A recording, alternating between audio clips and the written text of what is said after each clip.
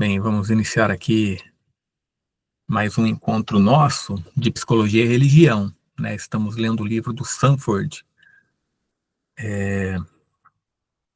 relativo aos dizeres de Jesus, né? Uma interpretação mais, digamos assim, do ponto de vista, né, interior, do ponto de vista psicológico. E o último parágrafo que nós abordamos do 12º encontro, este é o 13º, foi este aqui, né?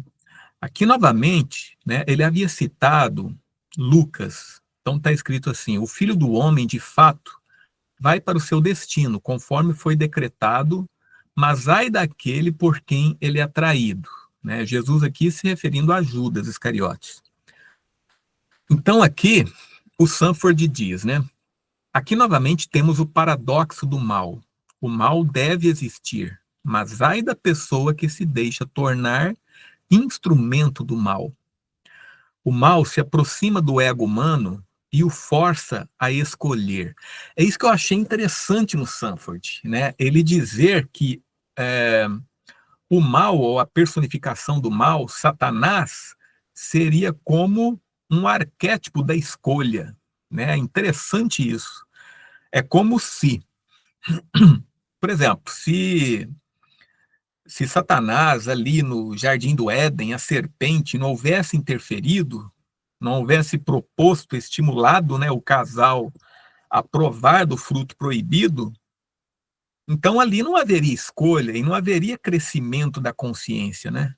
Então o arquétipo da escolha, né, a gente só pode escolher com alguma consciência, né? Você tem consciência de, no mínimo, duas coisas para escolher, né? E não apenas uma. Se você só tem uma opção, você é inconsciente, né? Agora, se você tem mais de uma opção, aí você tem possibilidade de se tornar mais consciente, né? É interessante que isso aparece nos sonhos também. Quando aparecem elementos duplos no sonho, isso é sinal de que a pessoa, o sonhador, está para se tornar consciente daquele elemento que é duplo no sonho, né? Então, isso é muito interessante, essa duplicidade, a dualidade aparecer por meio do inconsciente. Mas vamos lá. E assim, se a gente for ver, Satanás, ele simboliza justamente o conflito. E a pessoa só está no conflito, no mínimo, entre duas coisas. Né? Se não houver duas coisas, duas opções, duas escolhas, a pessoa não fica em conflito. Né? Vamos lá. Então, os seres humanos devem exercer sua consciência até o extremo, para evitar se tornar parte do mal. Não apenas o crescimento espiritual, mas a própria consciência requer o mal e escolhas difíceis e reais para a sua existência. Não é demais dizer que Satanás é o arquétipo da escolha. Então é aqui que ele diz isso, né? Certamente foi assim que ele apareceu a Jesus nas tentações no deserto. Realmente, as tentações do deserto, ele propunha escolhas, né, para Jesus. Deus, embora intencionando a criatividade e a beneficência últimas para a humanidade, permite que Satanás opere dessa maneira. Evidentemente, porque apenas em tal mundo os seres humanos podem alcançar o reino. Mas haverá baixas no caminho e todos nós podemos esperar ser expostos aos perigos tornados inevitáveis pelo chamado à consciência e à escolha. Agora, começando o 13º encontro, né? Assim, Jesus, com estas palavras, avisa a Pedro que ele o negará. Simão, Simão, Satanás, você deve saber, conseguiu o que queria, pois vai peneirar todos vocês como trigo. Mas eu orei por você, Simão, para que a sua fé não falhe. E quando você se converter, fortaleça seus irmãos. Né? Isso está em Lucas. Chamar Satanás de arquétipo da escolha faz uma conexão entre a linguagem teológica, mitológica do Novo Testamento e a linguagem científica da psicologia junguiana. Então, chamar de arquétipo Satanás, fazer essas conexões, né, entre a linguagem teológica, né, ou mitológica e a psicologia. Tem gente querendo entrar, vamos lá.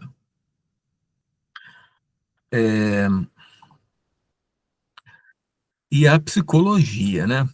Aí vamos lá. Um arquétipo é um padrão inato na psique humana. Boa noite, Nelly. Tudo bem? Boa noite. Vamos lá. Já começamos aqui. Então, um arquétipo é um padrão inato na psique humana. Arquétipos são comuns a todos nós. E aí um destaque meu aqui, né? Falar de um arquétipo da escolha como Satanás é dizer que todo ser humano é confrontado pela necessidade de escolha moral.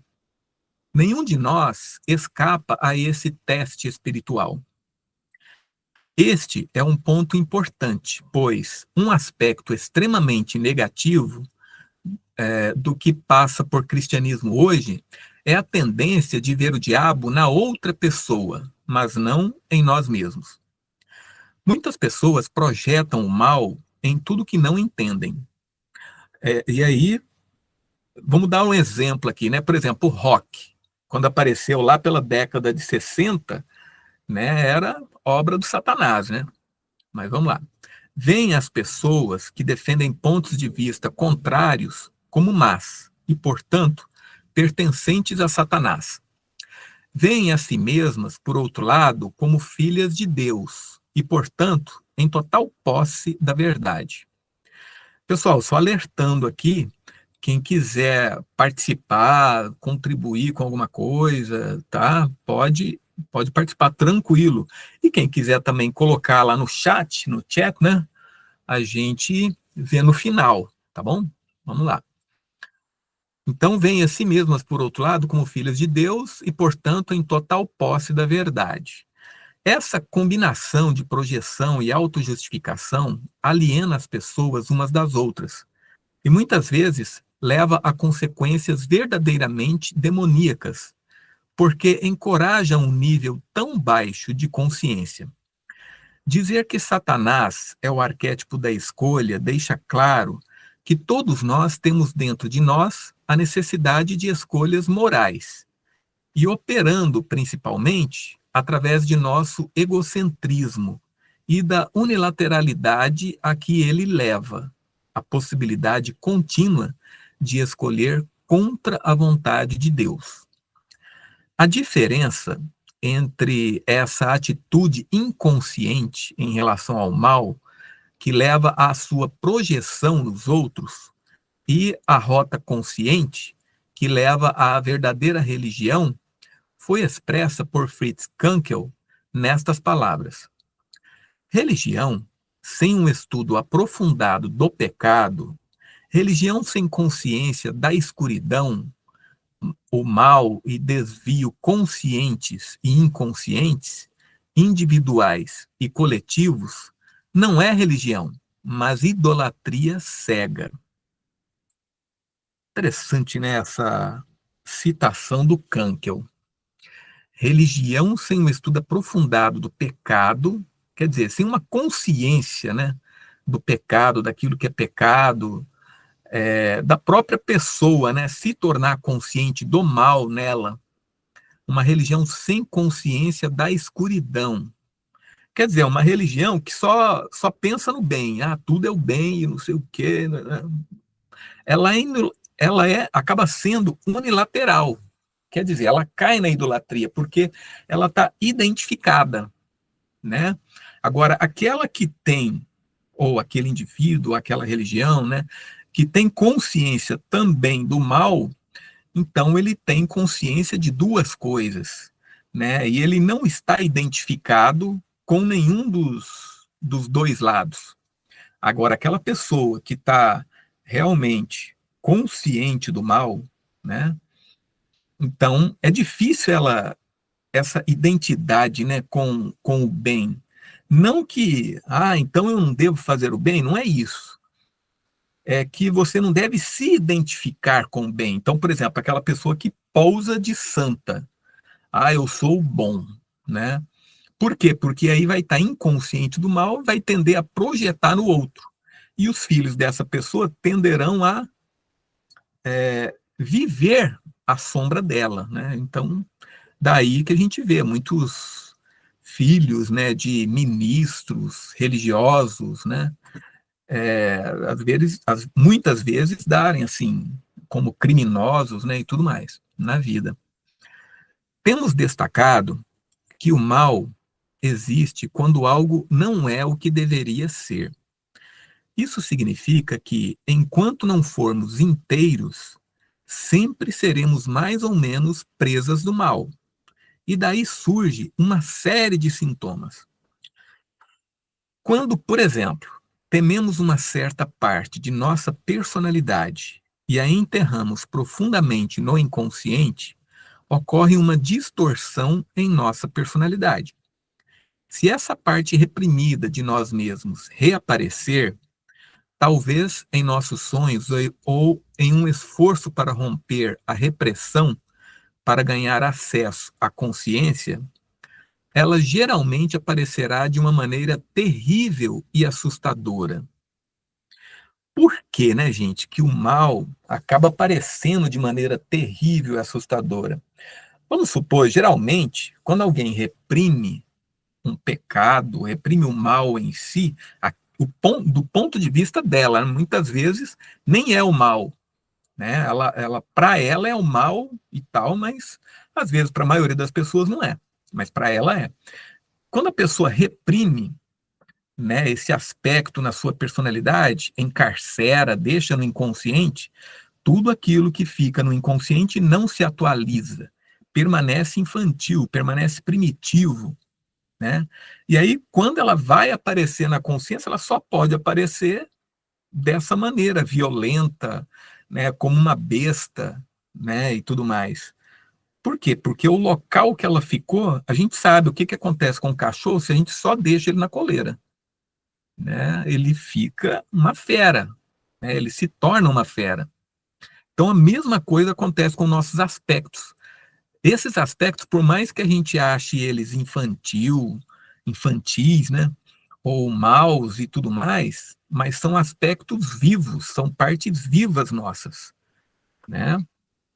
Então, podemos facilmente confundi-la, né, esse aspecto, né, com algo demoníaco, quando na verdade é uma parte de nós pedindo para ser redimida, ao ser compreendida e aceita pela consciência. Um processo que busca trazer plenitude e consciência, mas é negado por nosso medo, ignorância ou resistência egocêntrica, pode então se tornar contra nós. Torna-se como um câncer, ou seja, um processo de crescimento desenvolvimental que deu errado. E, de fato, muitas vezes é simbolizado como um câncer em nossos sonhos. No entanto, quando a escuridão de nossa falta de consciência e medo é substituída, o processo negativo pode ser revertido e a cura pode acontecer, né? Porque aí esse processo, esse aspecto, ele se atualiza com a nossa consciência, né? É como aquilo que ocorre na imaginação ativa. A gente vai conversar com algum aspecto nosso, né? A gente sabe que o inconsciente, ele é inconsciente da nossa parte, do lado da nossa consciência, tanto quanto a gente é inconsciente do nosso lado inconsciente, né? Então, assim, ele não tem informações sobre o ego, sobre a consciência. O inconsciente não tem essas informações, são aspectos totalmente separados da nossa vida interior, né? Então, quando a gente faz uma imaginação ativa e estabelece uma troca, uma conversa com o outro lado, né, inconsciente, então ele se atualiza em relação à consciência e nós nos atualizamos em relação ao inconsciente. Ocorre uma troca, né, de energia, de informação. Vamos continuar. Agora um caso, né? A história de Helene é um bom exemplo. Helene, uma jovem na casa dos 20 anos, foi encaminhada a mim por outro clérigo após várias tentativas frustradas de aconselhamento com membros de várias profissões de cura. Suas principais queixas eram humores violentos nos quais ela jogava coisas e ficava descontroladamente zangada. Tinha impulsos suicidas, sentia forte insatisfação com seu trabalho como professora e sofria uma variedade de sintomas físicos, sendo o principal deles a dor, especialmente na perna esquerda. Devido às queixas físicas, ela inicialmente foi encaminhada a médicos, que após exames minuciosos a consideraram fisicamente saudável, mas emocionalmente perturbada, e a encaminharam a um psicólogo para aconselhamento. Por algum motivo, ela não conseguiu estabelecer uma relação com o conselheiro, com o terapeuta, né?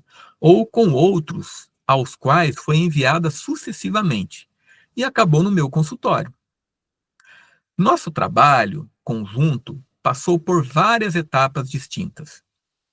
Uma fase inicial em que busquei estabelecer rapport, uma fase subsequente em que trabalhamos juntos para encontrar uma causa para a sua desorientação, uma crise, uma resolução da crise e a consolidação de uma nova estrutura de personalidade. Meus primeiros esforços foram direcionados principalmente para o nosso relacionamento. Eu a encorajei a expressar livremente seus sentimentos sobre vir me ver e sobre sua situação em geral. Enquanto a ouvia, pude sentir em mim mesmo uma sensação de conexão interna com essa pessoa, uma simpatia fundamental e uma confiança estranha de que estava destinado a desempenhar um papel em sua vida. Eventualmente, estabeleceu-se um rapport, permitindo-nos buscar juntos, como parceiros, as razões de seu sofrimento e desorientação pessoal. Interessante, na hora que começou a descrever como Helena, né? Como Helene estava perturbada emocionalmente, eu lembrei daquele filme Adolescência, né? E do terceiro episódio, onde ele tem uma consulta com uma psicóloga, a última consulta. Então é muito interessante, tá, gente? Recomendo muito assistirem essa série de 4 episódios, porque retrata de forma muito intensa o conflito, né, do adolescente ali. É muito interessante. A gente vê assim como o complexo, né, se apossa do garoto ali e o transtorno que causa, né, na vida dele. Ele chega a não acreditar que a menina estava morta, né? É como na hora que a psicóloga fala que ela morreu, tal, é como se ele não acreditasse nisso. Mas ele mesmo matou a menina, né? Aqui tô até contando algo do filme, mas vamos lá. Mas logo no começo já revela isso. Então ele continua, né, com Helene. Nossos esforços nesse sentido foram singularmente mal sucedidos. Não havia traumas ou conflitos internos ou externos que parecessem suficientes como explicação para os humores profundamente perturbadores sobre os quais ela tinha tão pouco controle. Eu estava francamente alarmado, pois conhecia o perigo de suicídio. Já havia ocorrido uma tentativa. Então, Helene já tentara suicídio uma vez, né? Também estava perturbado pelos sintomas físicos contínuos e insisti para que ela mantivesse contato com o seu médico, com quem eu consultava por telefone, possivelmente um psiquiatra, né? Nada do que podíamos teorizar era mais do que uma intelectualização, e apenas nosso rapport e desespero dela mantinham o processo de aconselhamento em andamento. Então a crise veio. Houve uma ligação telefônica à meia-noite, uma voz desesperada do outro lado da linha. Ela estava sozinha, dominada por um humor sombrio e satânico, impelida por uma compulsão de se livrar de si mesma, sujeita a sentimentos de desespero total. Cuidadosa, lenta, pacientemente, conversei com ela até sentir que ela começava a voltar a si mesma. ela estava segura novamente, mas apenas por enquanto. No dia seguinte, ela veio me ver e procuramos novamente por uma causa principiante para sua depressão extrema da noite anterior.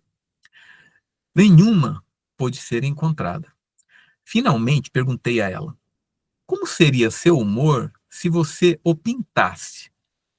Olha só a importância da arte terapia, né? De você expressar por outros meios, não apenas pela voz, né? De maneira verbal. Vamos lá.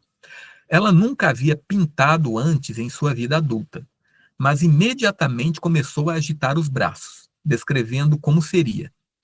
Lembrei-me de um dos meus professores dizendo uma vez: se alguém agita os braços ao contar um sonho, significa que deve ser pintado.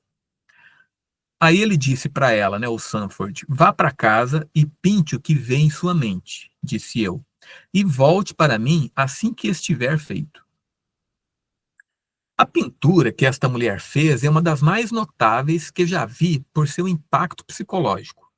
Ela conseguiu registrar em cores e em muita tinta preta a essência de seu humor aterrorizante. A pintura falou mais do que 1000 palavras. Ela estava completamente envolvida enquanto fazia esse trabalho. E quando estava pronto, sentiu-se exausta, mas enormemente aliviada. Essa pintura quebrou as costas de sua depressão. A partir desse momento, ela nunca mais foi dominada por essa escuridão. Um dilúvio de material agora jorrou de seu mundo interior. Outras pinturas se seguiram e sonhos apareceram que ambos começamos a entender. O domínio das forças das trevas sobre ela havia acabado e sua recuperação tinha começado. Tudo melhorou, exceto os sintomas físicos, e esses pioraram. Nesse ponto, ela se recusava a voltar ao médico, que atribuía seus sintomas a um suposto estado neurótico e simulador de mente. Mas, de alguma forma, eu sabia que a questão tinha que ser resolvida de uma vez por todas. Eu tinha um amigo que era um bom neurologista. Certamente ele poderia ajudar. Um exame feito por este médico mostrou o que o médico anterior havia perdido: uma hérnia de disco maciça pressionando a coluna vertebral, enviando dardos de dor por todo o corpo. A cirurgia corrigiu o problema e a cura física também ajudou na dificuldade psicológica. É, vamos lá. Então, boa noite aí, Wilmar. Então, a cirurgia corrigiu o problema psicológico, o problema físico dela, né? E a cura física também ajudou na dificuldade psicológica. Nosso trabalho conjunto progrediu rapidamente e o desejo de viver e o impulso para a totalidade tornaram-se mais forte do que o desejo de destruição e morte. De dentro do caos e da desorientação, agora poderia surgir uma personalidade não apenas saudável, mas brilhante e criativa, pois o poder sobre ela, de uma escuridão satânica, havia sido quebrado. Então, era um caso, né, gente, que realmente havia um fundo psicológico para ser tratado, mas havia também, né, uma espécie de hérnia de disco, né? Uma grande hérnia pressionando a coluna vertebral dela. E aí que ela melhorou de verdade, né? O mal também pode nos possuir através do impulso de poder, devido à sua capacidade de escravizar o ego egocêntrico. A personalidade é dotada de um impulso de poder, que, sob algumas circunstâncias, serve a uma função útil como ambição legítima, ou como incentivo para a agressividade pessoal necessária para o sucesso na vida. Né? Então, ele está falando aqui de um impulso natural, né? Impulso de poder natural do ego. Né? Então, até certo ponto, isso é saudável. mas em uma personalidade egocêntrica em que o ego se identificou de maneira divina com a totalidade, o impulso de poder torna-se demoníaco. Um exemplo extremo pode ser visto no caso de Adolf Hitler. Exemplos mais comuns podem incluir a mulher neurótica que substituiu a manipulação dos outros por relacionamentos, ou o homem cuja ambição se torna impiedade, ou a nação poderosa que se deixa levar e inflar pelo próprio senso de poder e tenta alcançar, por meio da força, objetivos que estejam de acordo com sua própria filosofia, né? E isso aí nós temos exemplo de nação, aí nós temos exemplos recentes, né? Agora, um caso que o Sanford apresenta, né, em um sonho. Um ministro que conheço ficou bastante surpreso com um sonho em que caminhava de mãos dadas de maneira companheira e amigável com uma figura sinistra, de olhos amarelos e maneiras desonestas. Então, o ministro andava de mãos dadas com essa figura. Ao refletir sobre o sonho, lembrou-se de que no dia anterior, um colega altamente respeitado lhe havia pedido para fazer um favor especial. Um favor que equivalia a um reconhecimento por parte de seu colega da necessidade de sua sabedoria e habilidade superiores. A experiência havia inflado o ministro.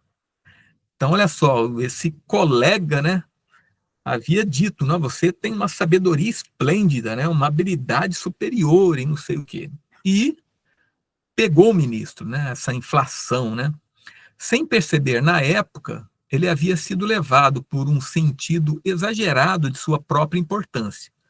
Ao lembrar disso, percebeu que a figura sinistra em seu sonho era ele mesmo. É descritivamente preciso dizer que o diabo havia entrado na imagem através do impulso de poder inconsciente do ministro, que o teria sutilmente dominado se ele não tivesse sido ajudado pelo sonho a ver o que estava acontecendo.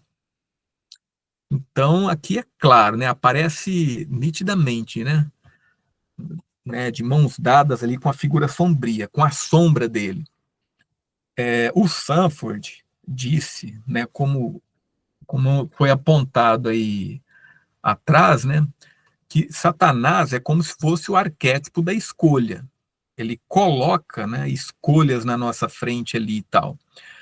Mas uma coisa também que, assim, que a gente nota, né, é que ele, como é que eu vou dizer, gente? Ele sempre induz, eu diria, essa figura, como a gente vê exemplos assim, né, na Bíblia, tudo. Quando a pessoa, ela é induzida a se concentrar muito no próprio eu, no próprio ego, né, ele é bem enfatizado e a pessoa se infla, então é como se ela estivesse sendo tomada pelo mal, porque ela passa a desconsiderar as outras pessoas, ela se acha poderosa, né, e aí a gente vê as consequências disso na história. Mas vamos continuar a ver o que o Sanford explica mais aqui. É porque o ego é suscetível ao impulso de poder, que ele adquiriu uma reputação desagradável. No entanto, não é o ego em si que é mal, mas sua possessão pelo complexo de poder. Assim como existe o complexo de inferioridade, né, o Sanford descreve aqui um complexo de poder. O ego é uma parte absolutamente essencial da personalidade humana. Sem um ego, não pode haver personalidade, nem pode haver o reconhecimento de Deus. Então, o ego é muito necessário, tanto para Deus quanto para os seres humanos. Longe de ser intrinsecamente mal, o ego é capaz de fazer sacrifícios supremos e de se entregar ao serviço do reino. O mal não é originado pelo ego, mas tem suas fontes além do ego, de modo que a linguagem de Jesus, referindo-se como faz a Satanás e demônios, é psicologicamente bastante precisa. Então é aquilo que o Jung fala. Por exemplo, assistindo a essa série Adolescência, né, a gente assistiu em família. Aí eu fiz referência ali como o jovem era tomado pelo inconsciente, né? Pelo complexo algum complexo ali que ele não sanou, que ele não tornou consciente, se apossou dele e aí ele passou a ser violento com a psicóloga e tudo mais. E aí, né, um ali que estava assistindo comigo foi e me falou: eu não concordo muito com isso não. Para mim isso aí foi um espírito. E a gente vê quando eu falo que um complexo ou um inconsciente se apossou da pessoa, eu estou usando uma linguagem científica. Mas quando a pessoa faz referência a espírito, um espírito se apossou, o diabo se apossou dele, essa linguagem, gente, é muito mais precisa, porque vem carregada, né? Olha só a força dessas palavras. Aí eu falo, o inconsciente se apossou dele.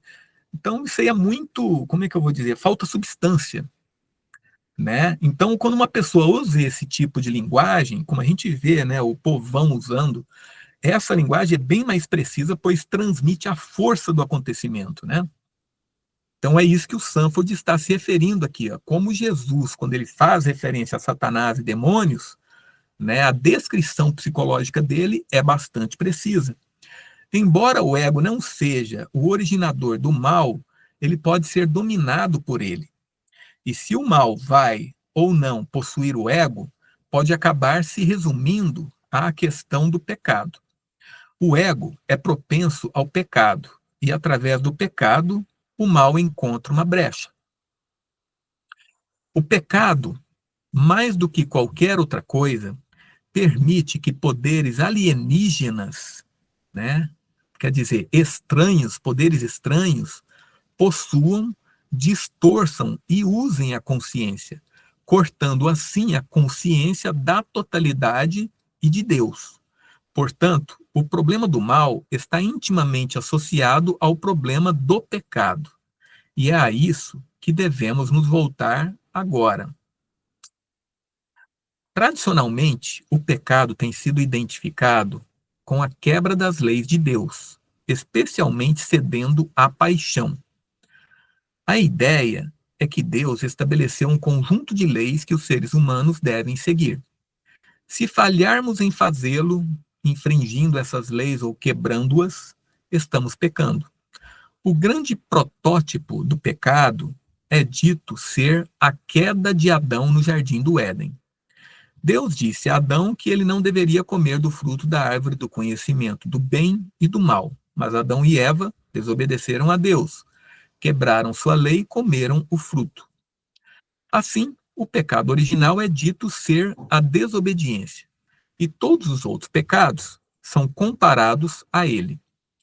Essa atitude em relação ao pecado é pouco diferente do legalismo dos fariseus, sendo a única grande diferença a substituição de prescrições morais e requisitos eclesiásticos pela legislação religiosa judaica. E em capítulo anterior, né, gente, nós já analisamos muito esse legalismo dos fariseus, né, em outro vídeo. É muito interessante e remeto a quem não assistiu ainda. No entanto, parece ter escapado à atenção da maioria dos cristãos que, ao substituir um conjunto de leis por outro, os cristãos não foram além desse legalismo dos escribas e fariseus que Jesus condenou tão veementemente. A outra atitude coletiva em relação ao pecado é que o pecado envolve paixão.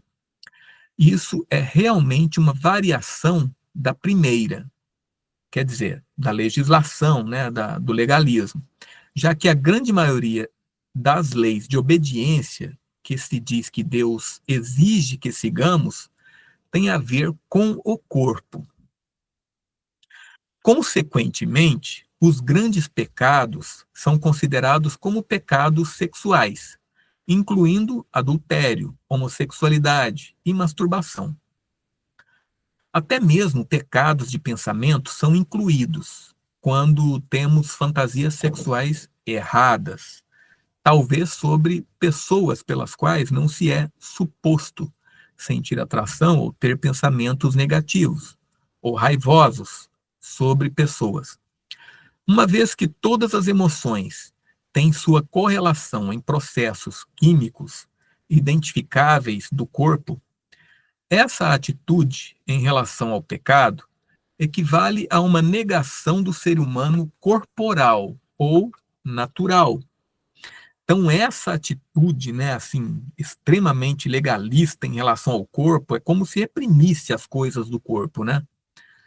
E aí vamos continuar. A imagética eclesiástica, ao longo dos séculos, povoou o inferno literalmente com pessoas que se entregavam a pecados de paixão, de modo que a população do inferno, na imaginação cristã tradicional, é composta em grande parte por infratores sexuais.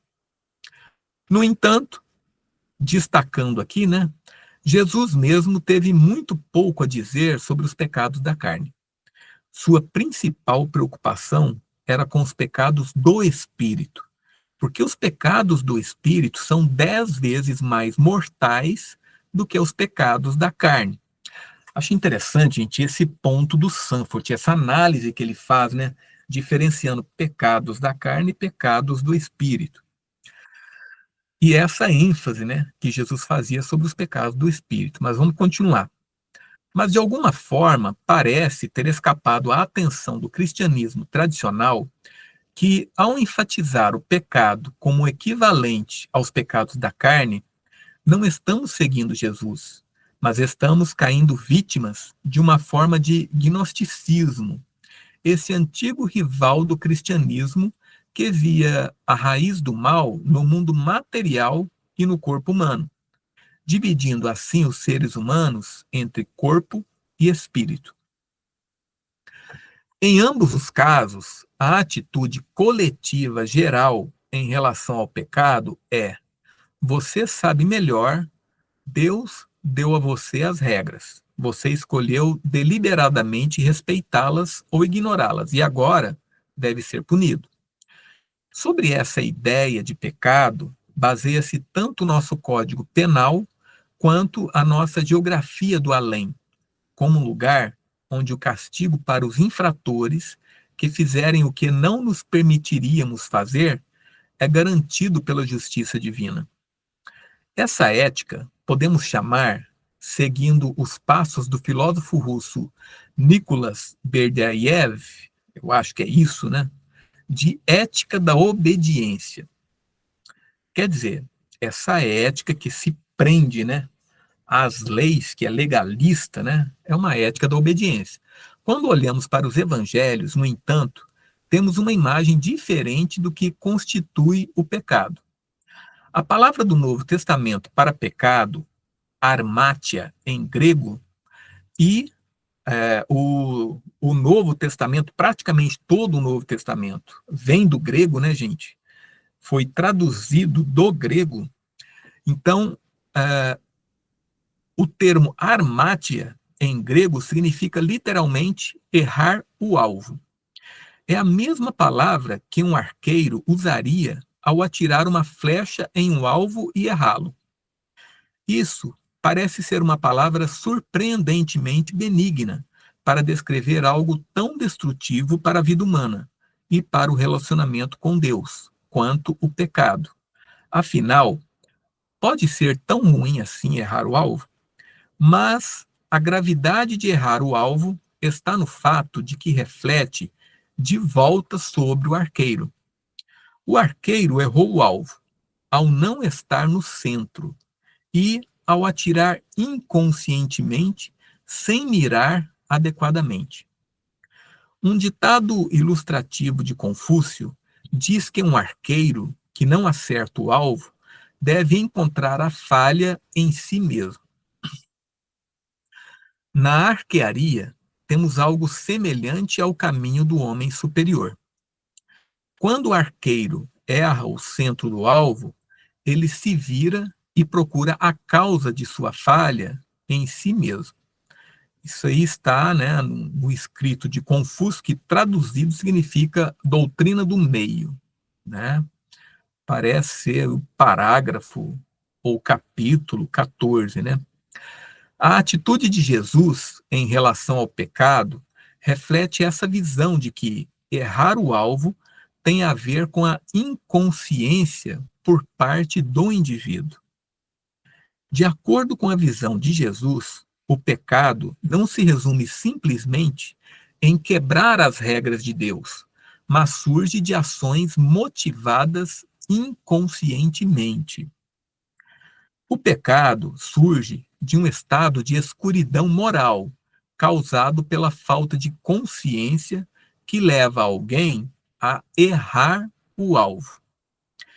Enquanto vivermos na escuridão moral, sem conhecimento do que estamos fazendo e por quê, só poderemos esperar obedecer a uma lei fixada por Deus, né?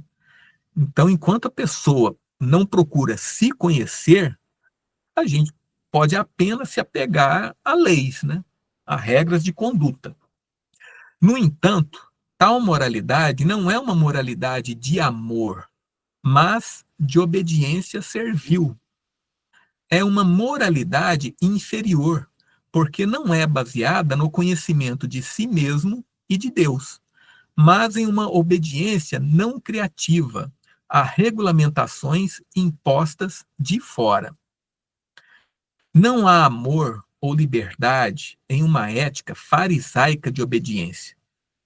O amor e a liberdade só podem vir através da ética da criatividade, como Berdyaev a chama. Essa ética é a do reino de Deus. Então, tem uma distinção, né? Ética da criatividade e ética da obediência. E é interessante como, se a gente for comparar as pessoas criativas, são aquelas pessoas que realmente valorizam a liberdade, são as pessoas, em geral, né? Menos disciplinadas. E já as pessoas muito disciplinadas, falta criatividade. A tendência é essa, né? A gente não pode, é claro que deve ter exceção, porque o ser humano tem exceção, né?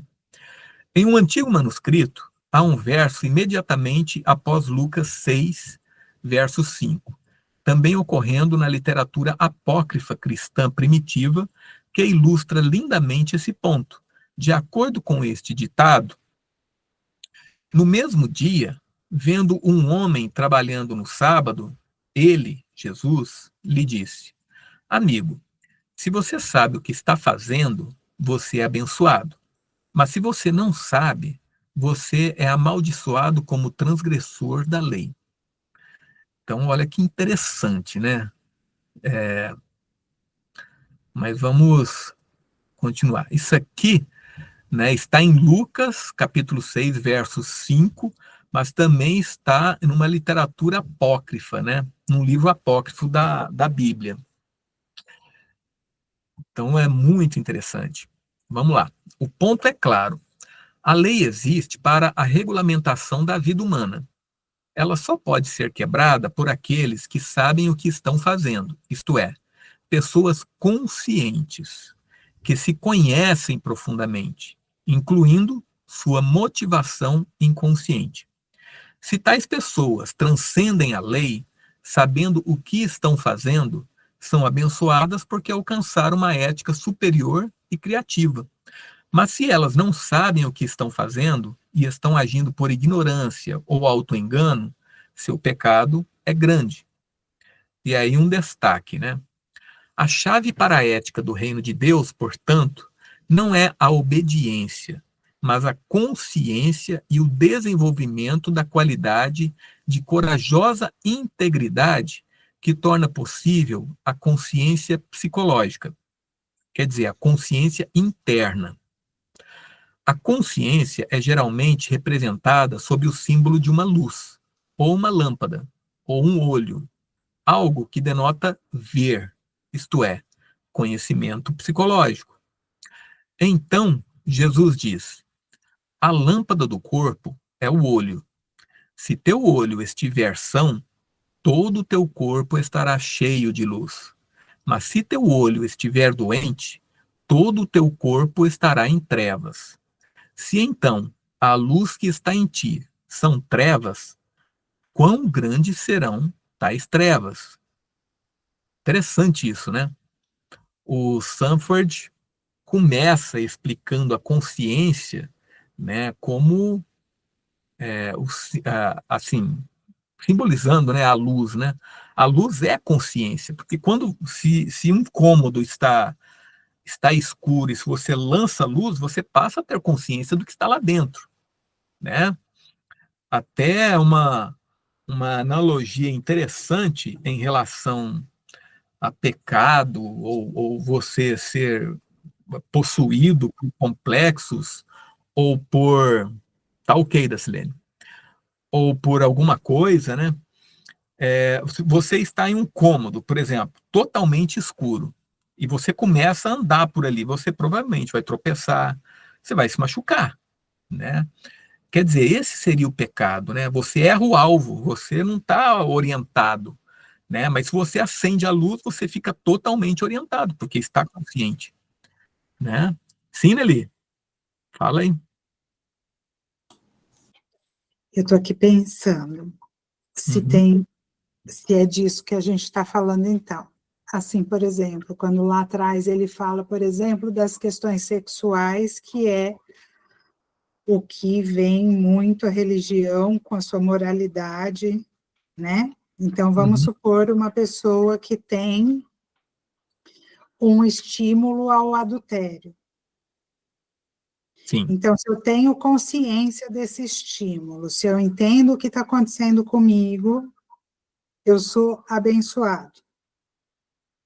sim, Mas se eu só sou tomado pelo meu inconsciente, eu ajo impulsivamente, é onde está o pecado. sim.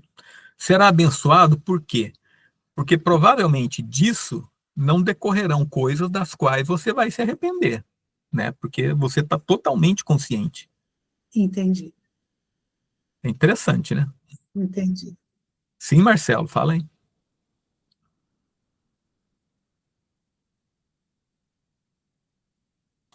Pode Está falar, sem Marcelo. som, Marcelo. É, tem que ligar o áudio. Então, pegando o gancho aí com a colega, o que seria reprimir? Então, reprimir é você querer ignorar algo em você, né? Isso é reprimir. Você não quer saber daquilo, não quero ter contato com isso, né? Isso é reprimir. Entendi. É você prender, né? Por exemplo, repressão que a gente vê aqui fora, né? A repressão seria prender os manifestantes, tudo. Dentro da gente, a gente prender algum aspecto nosso, né? A gente prender Entendi. internamente, né? Uhum. E é Bem, permanecer inconsciente, né, e Charles? permanecer inconsciente, ignorando aquilo. E muitas vezes sem a gente saber que ignora aquilo. Isso é que é o pior, né? A gente nem sabe que reprimiu aquilo. Vamos lá. O corpo aqui, né? Então, aqui Jesus havia dito, né? A lâmpada do corpo é o olho. Se teu olho estiver são, todo o teu corpo estará cheio de luz. Mas se teu olho estiver doente, todo o teu corpo estará em trevas. Se então a luz que está em ti são trevas, quão grandes serão tais trevas? Isso está em Mateus e Lucas. O corpo aqui é a pessoa interior e o olho é o órgão de percepção espiritual ou psicológica.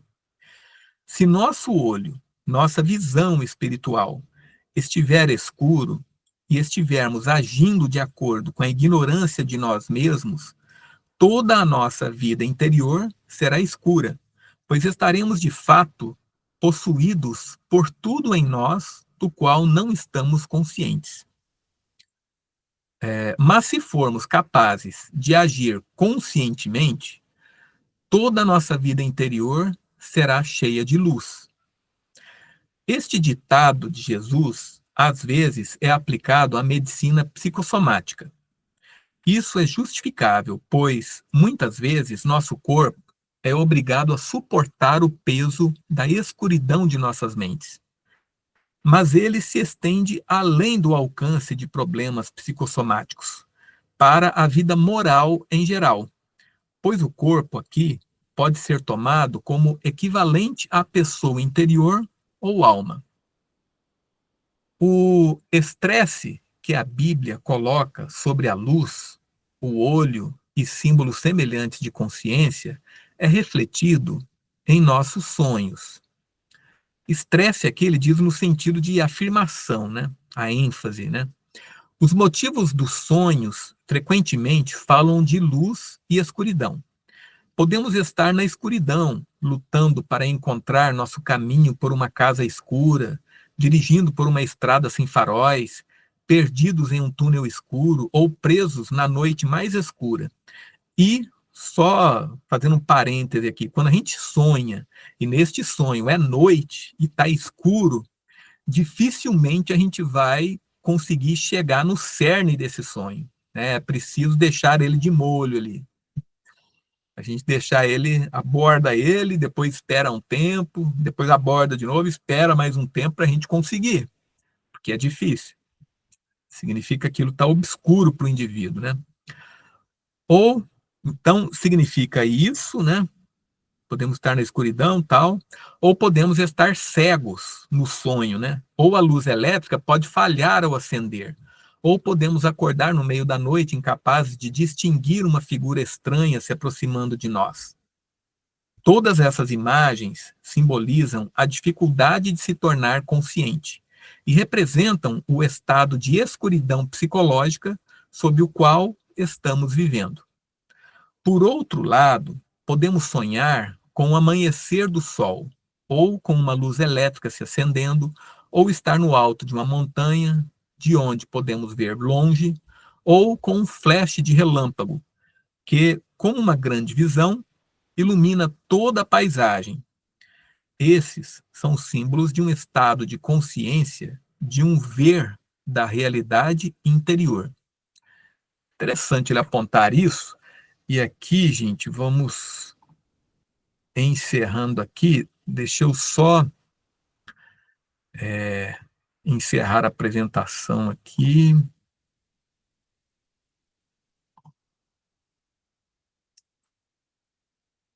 Isso. Interessante nessa abordagem de hoje. Eu li esse livro uma vez, mas a gente acaba esquecendo várias coisas. Muito legal essa leitura, né? O que vocês estão achando? Então, esclarece, né? É bem esclarecedor, né? Certas partes da Bíblia, como essa, se o teu olho, né? A relação do olho com o corpo, né? Então é muito legal. Expande, né? Vai expandindo nosso olhar, né? Sim, sim.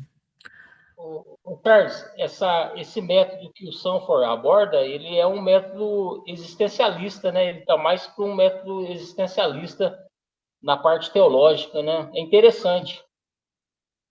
Ele dá mais ênfase para o indivíduo, para a experiência, para a subjetividade, do que uma coisa mais doutrinária, mais coletiva. Sim, exato. Ele chama mais para dentro, né? É.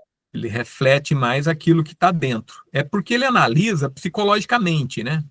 E a gente vê isso naquela parábola lá do filho pródigo, em que ele vê o irmão mais velho, o irmão mais novo, como aspectos da nossa personalidade, né? Então você vê que ele leva para esse lado mesmo.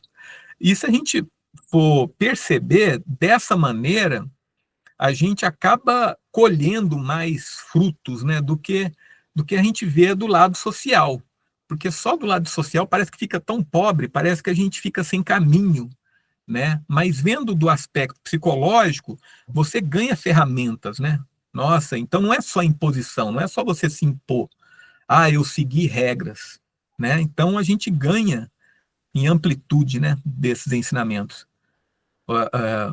Ser cristão passa a ser algo mais do que seguir regras, né? No caso, é a dificuldade que as pessoas que estão inseridas muito na religiosidade têm de compreender o modo existencialista. Porque eles não estão acostumados com essa proposta do indivíduo, da experiência, que vai acontecendo na vida de quem busca assim, né, nessa proposta. Então, eles estão mais voltados em doutrinas. Sim. Eu não conhecia essa parte de teologia existencialista. Depois eu queria ver mais com você aí sobre isso. Não, se aprofundar um pouquinho mesmo, pode ser na internet, tem aí os nossos amigos podem trazer isso também para nós, né? Tá bom. Dá mais ênfase no indivíduo. Então tá. Mais alguém quer falar alguma coisa aí, gente? Então vamos lá. Agradeço a participação aí, gente. Alô, nos encontramos lá no grupo. Combinado, obrigada. Alô, Tchau, até tchau. mais, gente. Tchau, tchau. Boa noite, gente.